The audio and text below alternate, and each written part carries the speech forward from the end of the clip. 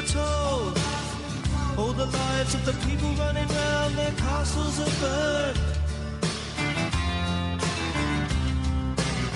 Our eyes see change, but inside we're the same as we ever were. Hi, everybody. This is Brett, and welcome back to SchoolSucks podcast. Today on the show, we're going to be taking a closer look at both the Milgram experiment in obedience to authority conducted in the early 1960s and the Stanford prison experiment conducted by Philip Zimbardo in the early 1970s. I wanted to start the show with some highlights from each of these experiments to raise one very important question and set the tone for the show today, even though before we look at those experiments in greater depth, we are going to go in what will seem like a totally different direction. When we look at how power disparity affects human psychology and human behavior over the course of an hour, as was the case with the Milgram experiment, or over the course of a week, as was the case with the Stanford prison experiment, think about what could happen over the course of years, decades, generations, or even centuries. In the previous installment in this series, we looked at the 18th and 19th century philosophy of German idealism, but we did it in a complete historical and sociological vacuum. In fact, I received a little bit of criticism for what apparently to some came across as the assertion that Kant's philosophy could ultimately contribute to genocide. Well, of course, a philosophy by itself does not have that power. I was hoping what we could do was show a progression of thought over the course of a century. Like, it's one thing, the version we get in school is there's this guy called Hitler. Sometimes, maybe in college, you learn that his favorite philosopher was Friedrich Nietzsche. But as far as I'm concerned, that is just still too incomplete a picture. If you understand objectivism, even just a surface understanding, you might be surprised to learn that a long time ago, philosophical discourse was split between rationalism and empiricism, right? Two separate camps. And the empiricists were people like Locke. The rationalists were people like Descartes and Plato. Now, an empiricist would say that the senses are the primary source of knowledge, that deduction cannot be trusted on its own. Rationalists would say you cannot trust the senses, right? Induction cannot be trusted on its own. Kant comes along and basically says, wow, looks like you can't trust either of them. Because Kant's whole thing was this division between the phenomenal and the nominal world, right? The phenomenal world was the apparent world, the world that we thought we lived in and experienced. And the real world was the world that we didn't have access to. So it's almost the opposite of objectivism.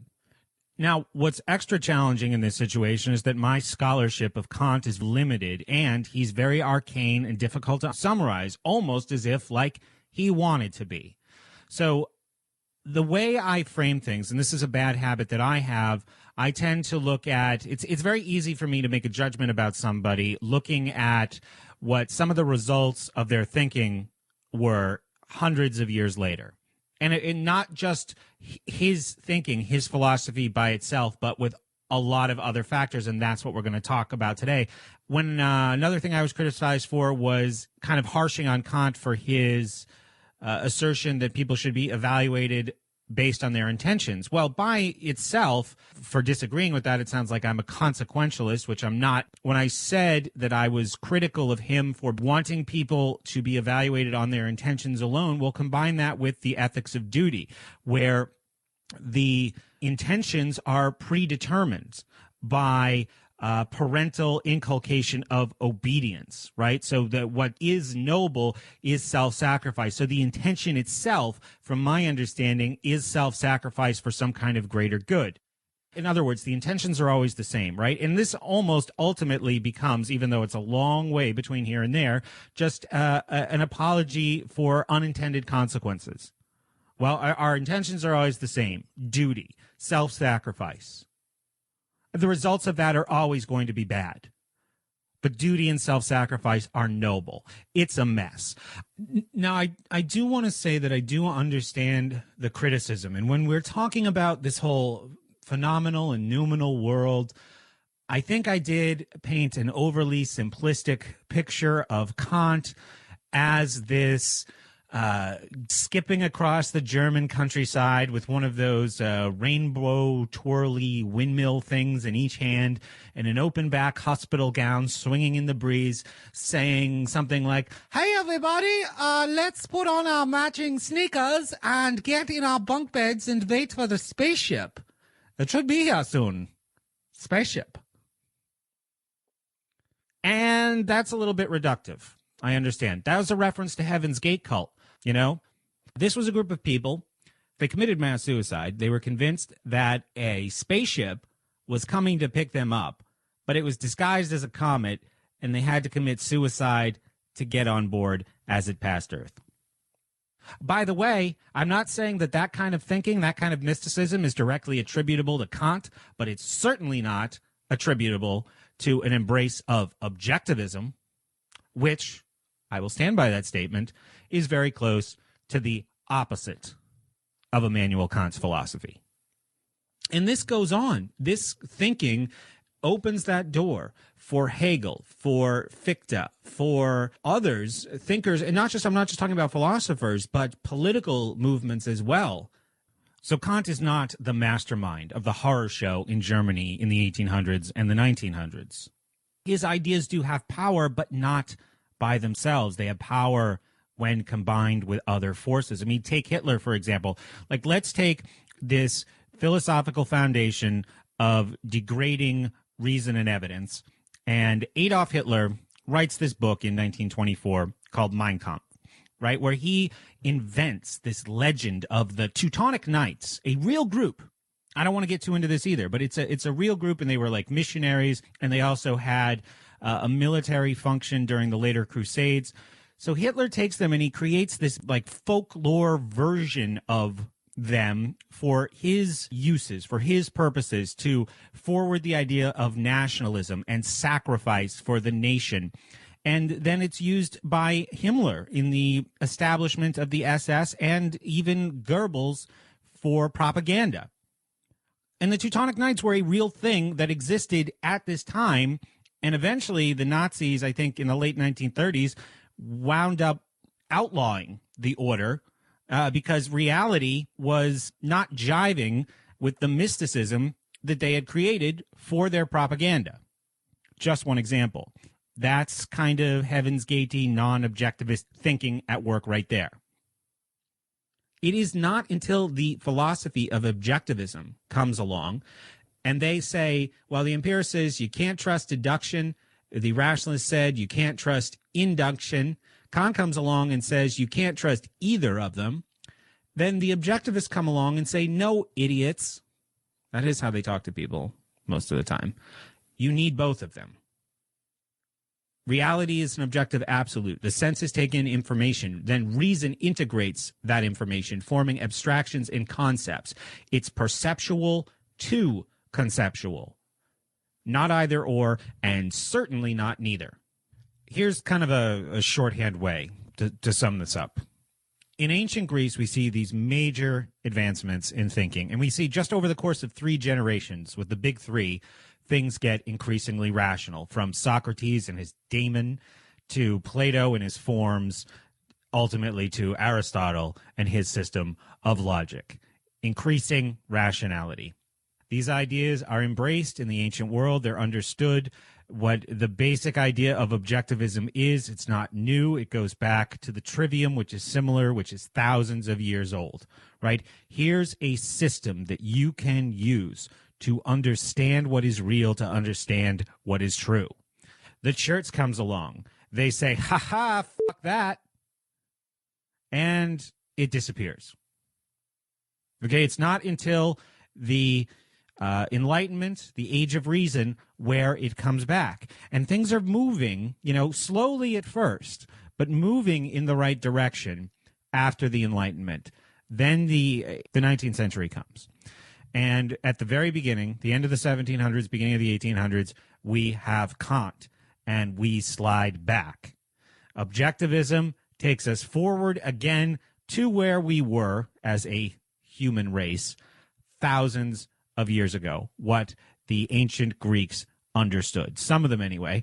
And meanwhile, there have been people who have understood this system all the while. There's people who understand this system today. We talked about this in the introduction to the fallacy series. They might get a prepackaged grammar, right, which they can argue in favor of very effectively, but they know how, there are people who know how to use this against you. This is what was occulted. This is what disappeared. The church is, largely responsible for this, but the state has been a huge beneficiary as well. So that's Kant's impact on the broader philosophical picture from my understanding.